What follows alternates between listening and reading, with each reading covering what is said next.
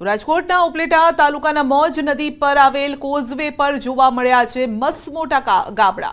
ઉપલેટાના ગઢાળા ગામના કોઝવે પર નદીમાં આવેલ કોઝવે પર મોટા ગાબડાથી ગ્રામજનો પરેશાન છે।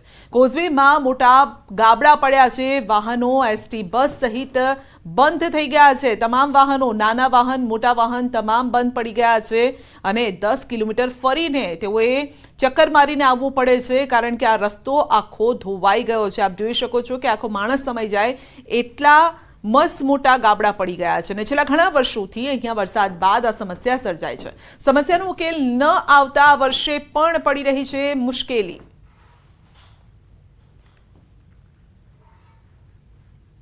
છેલ્લા 5 વર્ષથી આ જે અમારો કોઝવે આવેલ છે તે અવારનવાર ગાબડા પડે છે, પરંતુ રોડ ખાતાના કે ગમે અધિકારી આવી અને દર વર્ષે આમાં મેટલ નાખી જાય છે। જ્યારે ચોમાસું વહી જાય ત્યારે કોઈ આના સામું રિપેર કરવામાં આવતું નથી। અનેક જગ્યાએ આવા ખાડા પડે છે। ત્યારે અમારી માગણી છે કે ભાઈ જે ખાડા કરો એ તમે પાકા સિમેન્ટથી કરો। एक तरफ धोधमार वरसाद पड़ी रह्यो छे तो बीजी तरफ उपलेटामां अनराधार वरसादमां पाणी भरायेला विस्तारमां एक वीडियो वायरल थयो छे। चा पीतो वीडियो वायरल थई रह्यो छे। तो उपलेटानो आ वीडियो छे ने आप जोई शको छो के अर्धो आ व्यक्ति जे युवान देखाई रह्यो छे अर्धो ए पाणीमां बेसी खुर्शीमां बेसी अने चानी मजा माणी रह्यो छे। जाणे कहेतो होय के मने वरसादथी कोई मतलब नथी, परंतु आ वातावरण छे ने आ वातावरणमां चा पीवानी जे मजा आवे तेवी मजा क्यांय नथी आवती। एटले मजा माणतो आ वीडियो छे। सोशल मीडियानी अंदर उपलेटाना 4 रस्ता पासेनो आ वीडियो छे जे वायरल थई रह्यो छे। चालू वरसादमां वरसादी पाणीनी अंदर बेसी खुर्शी पर बेसी अने ते चानी चुस्की लई रह्यो छे। तो आ युवाननो आ वीडियो वायरल थई रह्यो छे। लोकोमां आकर्षण पण जमावी रह्यो छे के एक तरफ लोको मुसीबतनो सामनो करी रह्या छे अने बीजी तरफ आ युवान मजा माणी रह्यो छे के मुश्केली गमे तेटली होय परंतु मुश्केलीनी वच्चे जो चानी चुस्की थई जाए तो आ मुश्केली पण कदाच हळवी थई जाए तेवुं कदाच आ विचारतो पण हशे आ युवान अने ते प्रकारनो आणे विडियो पण बनाव्यो छे।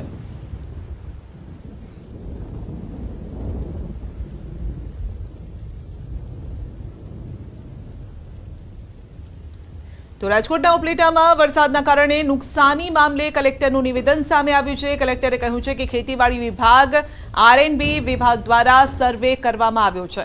ઉપલેટા તાલુકાના લાઠ ભીમોરા તલગણા કુંઠેચ સમઢિયાળા સહિતના ગામડાઓમાં સર્વેની કામગીરી શરૂ કરાઈ છે।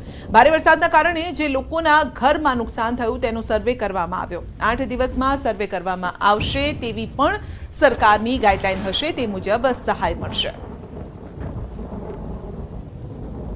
સર્વેની કામગીરી ચાલુમાં છે। હું પણ જિલ્લા વિકાસ અધિકારી સાથે જે રાજકોટનો છેલ્લો ગામ છે ભીમોરા લાઠ એ આખી પટ્ટીનું અમે લોકોએ સર્વે કરેલો। જે સર્વેની કામગીરી ચાલતી હતી એની જાત ચકાસણી કરી એમાં ઘરવખરી જે સહાય છે એનો સર્વે 3 ગામોમાં ચાલે છે।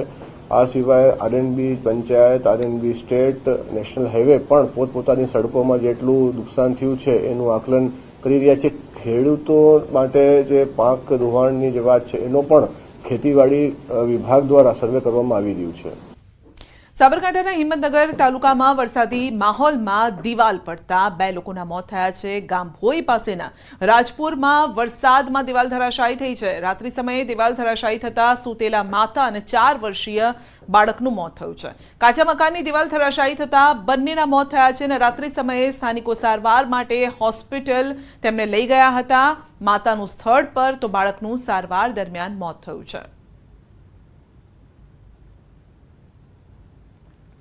અરવલ્લીની ધામણી નદીમાં તણાયું હતું દંપતી। રાત્રે સ્થાનિકોએ દંપતીનું રેસ્ક્યુ પણ કર્યું। પાણી ઓસર્યા બાદ નદીમાંથી બાઇક મળી આવ્યું છે। સાઠંબામાં ધોધમાર વરસાદથી ધામણી નદી 2 કાંઠે વહેતી થઈ છે અને જેના કારણે એક દંપતી તેમાં તણાઈ ગયા હતા।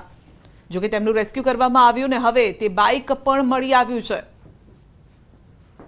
તો મોડી રાત્રે આ દંપતી પાણી ભરાયેલા હતા અને તેવા સમયે ત્યાંથી પસાર થવું તેમના માટે આફત બનીને આવ્યું હતું સામે અને જેના કારણે તેઓ તેમાં તણાઈ ગયા, પરંતુ તેઓ બચી ગયા અને હવે બાઇક પણ મળી આવ્યું છે।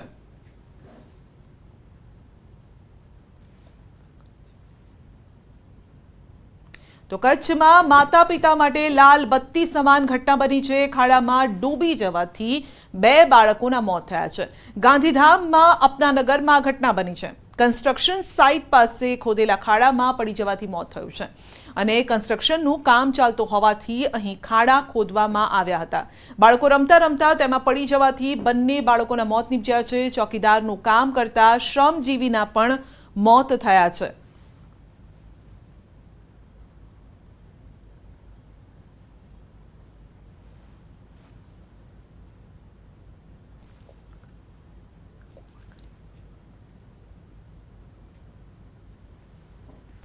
અત્યારે વલસાડની વાત કરીએ તો વીજ કરંટ લાગતા મહિલાનું મોત થયું છે. પાણી ભરાતા વીજ કરંટ લાગતા વૃદ્ધાનું મોત થયું છે.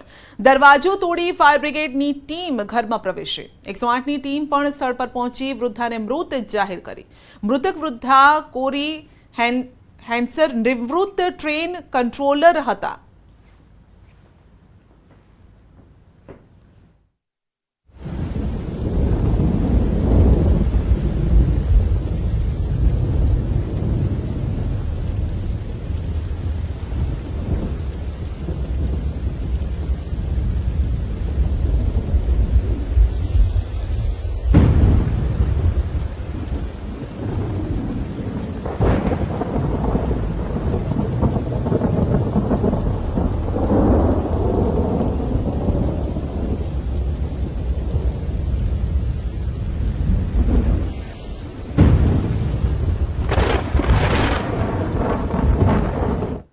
રાજ્યમાં વરસાદ અને સર્જાયેલી સ્થિતિ અંગે બેઠક યોજવામાં આવી છે. અધિકારીઓ સાથે સીએમએ યોજી છે સમીક્ષા બેઠક.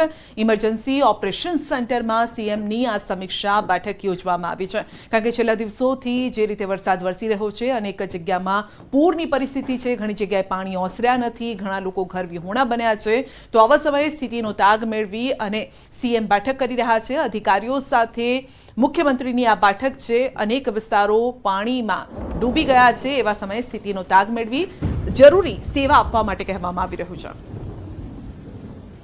રાજ્યમાં સૌરાષ્ટ્રને વરસાદે કમરળ્યા બાદ હવે મધ્ય ગુજરાત અને દક્ષિણ ગુજરાતનો વારો પાડ્યો છે. ત્યારે રાજ્યના મુખ્યમંત્રી જે છે ભૂપેન્દ્ર પટેલ સમગ્ર મામલે સમીક્ષા કરવા માટે અહીંયા ડિઝાસ્ટર મેનેજમેન્ટની જે ઓફિસ છે ત્યાં પહોંચ્યા છે અને અધિકારીઓ સાથે તેઓ જે છે તે બેઠક કરી રહ્યા છે. ખાસ કરીને જે વ્યાપક વરસાદ જે છે તે રાજ્યમાં પડ્યો છે અને તેના કારણે રોડ રસ્તાનું ધોવાણ થયું છે. આ ઉપરાંત ખેડૂતોને જે છે તે ખેડૂતોના પાકને નુકસાન પહોંચ્યું છે.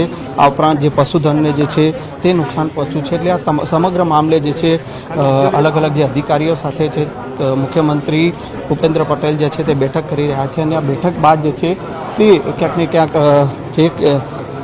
જે નુકસાન જે પહોંચ્યું છે ખેડૂતોને તેનો સર્વે કરવો કે કેમ તે સમગ્ર મામલે જે છે તે નિર્ણય કરવામાં આવશે. કેમેરામેન ખેંગા રાઠોડ સાથે સંજય ટાંક, ન્યૂઝ 18 ગુજરાતી, ગાંધીનગર.